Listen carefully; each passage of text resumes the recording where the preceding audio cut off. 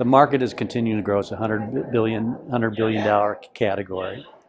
GLP-1s are used for diabetes, and some of them are used for weight loss. Weight loss category is about $20 billion by its own. We noticed that women are far more likely to use a weight loss drug than men.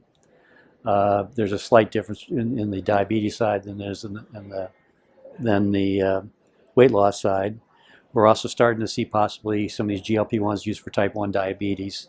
So, and there's 170 in the pipeline. Now, the challenge is that they're expensive drugs, and third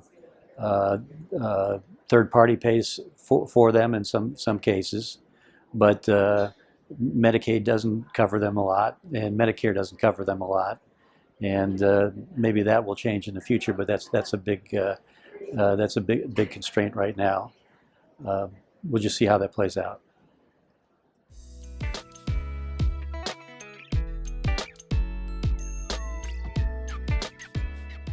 Well, the biosimilars, when you look at oncology, have done extremely well.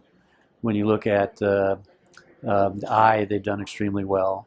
But mixed bag until recently on the pharmaceutical benefit side, particularly Humira. It wasn't until a private label biosimilar came along that you started to see how that started to change the Humira business, and the biosimilar took off.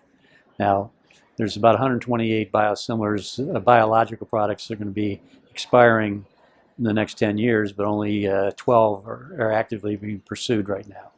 So the challenge is that will biosimilars play the same role as generics did of saving healthcare costs to offset innovation? And question, I don't know, because there's plenty of opportunity, but everybody seems to be going after oncology, immunology, and eye.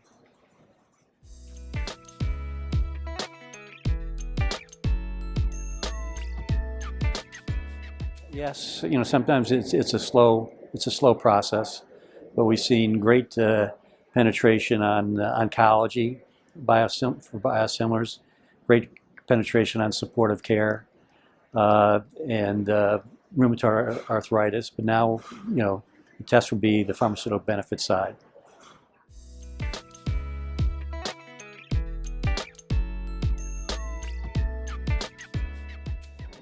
Well, I mean, the untold stories is, I guess the realization would be, is that retail pharmacies are struggling with reimbursement. 2,700 have closed their doors within the last couple of years, which has increased workload for the pharmacists or in the remaining pharmacies.